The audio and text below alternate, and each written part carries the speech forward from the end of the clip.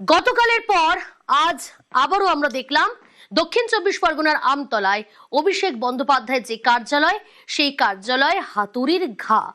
গতকাল দীর্ঘক্ষণ আমরা দেখেছি সেখানে, অর্থাৎ আমতলায়, সেখানে যেমন ভাঙা হয়েছে, বিভিন্ন নথি সংগ্রহ করা হয়েছে, সামগ্রী সংগ্রহ করা হয়েছে সেই কার্যালয় যা ছিল, এবং গোটা বিল্ডিং এ অনেকগুলো রুমেই ডিজিটাল লক ছিল।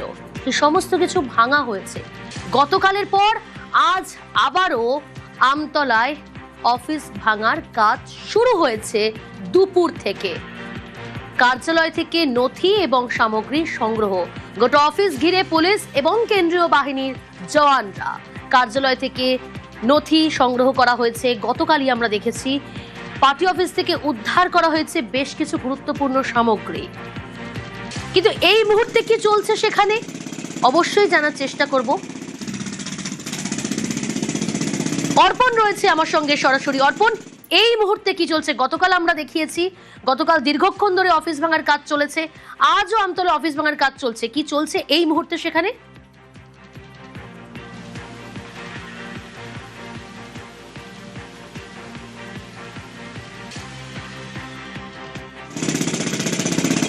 আমরা যোগাযোগ করার চেষ্টা করছি, তবে যে ছবি আপনারা দেখছেন, ছাদের ওপর ভাঙা হচ্ছে কাজ, এবং সেই ছাদ ভাঙা হচ্ছে, সেই ছবি আপনারা দেখছেন। গতকালের পর আজও অভিষেকের অফিসে অ্যাকশন, হাতুড়ির ঘা। গতকালই কার্যালয় থেকে গুরুত্বপূর্ণ নথি, গুরুত্বপূর্ণ সামগ্রী উদ্ধার করা হয়েছে। গতকালের পর থেকে আজ দুপুর থেকে শুরু হয়েছে এই আমতলার অফিস ভাঙার কাজ। ঠিক এই মুহূর্তে কি চলছে জানার চেষ্টা করছি, আপনাদের জানাবো। অর্পণ রয়েছে আমার সঙ্গে সরাসরি। অর্পণ, এই মুহূর্তে সেখানে কি চলছে? একদমই আমাদের ক্যামেরা পার্সন এই যে সার্ভার রুম যেটি তিনতলাতে ছিল, সেই সার্ভার যে মেশিন, যেখানে সমস্ত রকম এই যে সিসিটিভি অ্যাক্সেস, কম্পিউটারের অ্যাক্সেস, তুমি জানবে যে শতাধিক প্রায় কম্পিউটার এবং হার্ড ডিস্ক, তার সঙ্গে ল্যাপটপ উদ্ধার হয়েছিল, তার সঙ্গে কানেক্টেড ছিল এই সার্ভার রুম। এই সার্ভার রুমে কি রয়েছে?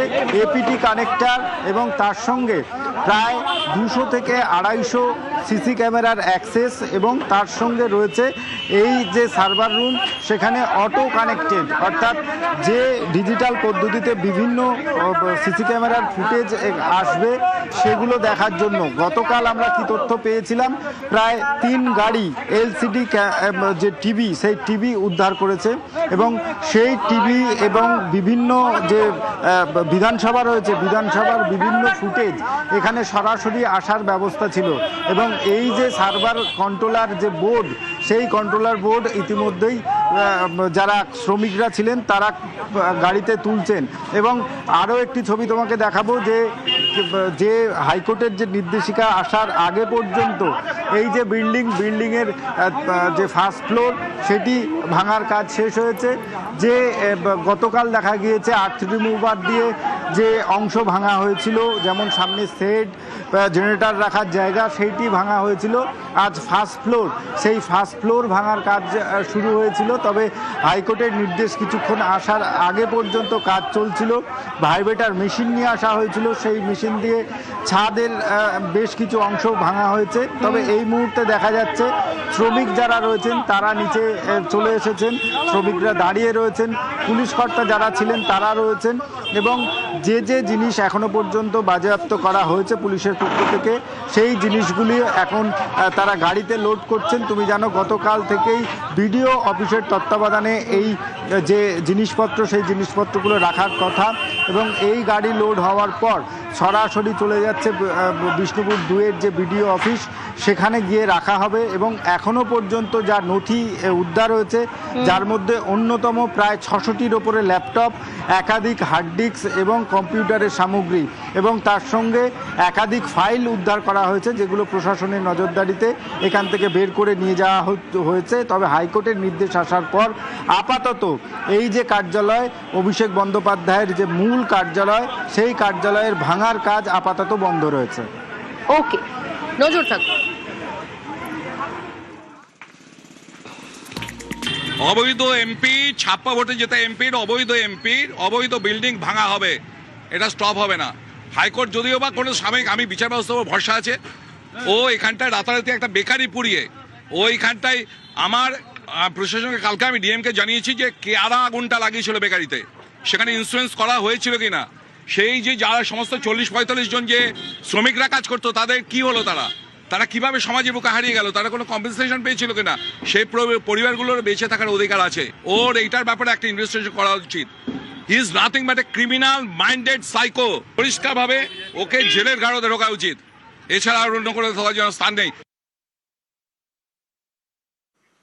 এই যে অভিষেক বন্দ্যোপাধ্যায়ের পার্টি অফিস দক্ষিণ 24 পরগনার আমতলার ছবিটা দেখছেন, এই পার্টি অফিস ভাঙার সিদ্ধান্তকে চ্যালেঞ্জ করে হাইকোর্টে অমিত বন্দ্যোপাধ্যায়, অভিষেক বন্দ্যোপাধ্যায় বাবা অমিত বন্দ্যোপাধ্যায় আদালতকে নির্দেশ দিল।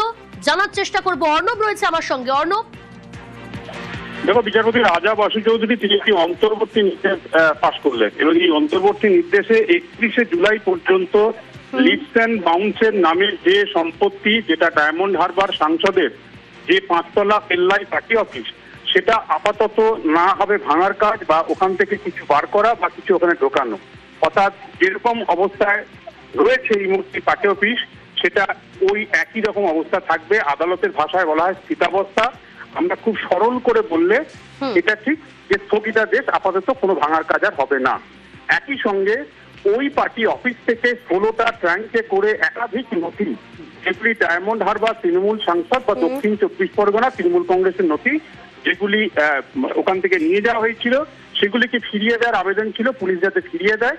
যদিও এই আবেদনে হাইকোর্ট বিষয়টি গুরুত্ব দেয়নি বা আপাতত কোনো হস্তক্ষেপ করেনি।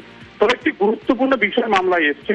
রাজ্যের অ্যাডভোকেট জেনারেল সুরজিৎ নাথ মিত্র জানিয়েছেন যে জায়গায় ওই 5তলা পেল্লাই পার্টি অফিস, সেই পার্টি অফিসটা রাজ্যের কাছে যা নথি রয়েছে তাতে স্থানীয় মৌজার 507 নম্বর দাগ নাম্বারের উপর যে বিল্ডিং, সেটি ভাঙার কাজ চলছে।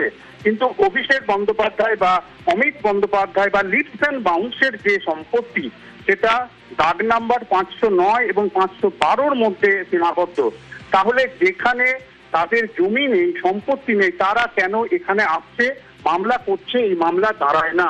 সেক্ষেত্রে অভিষেক বন্দ্যোপাধ্যায়ের যুক্তি বা তাদের লিপস অ্যান্ড বাউন্সের যুক্তি, তাহলে দক্ষিণ 24 পরগনা জেলা পরিষদ কেন তাদের আইনি নোটিশ পাঠালো এবং হিয়ারিং এর জন্য ডাকলো 15ই জুলাই।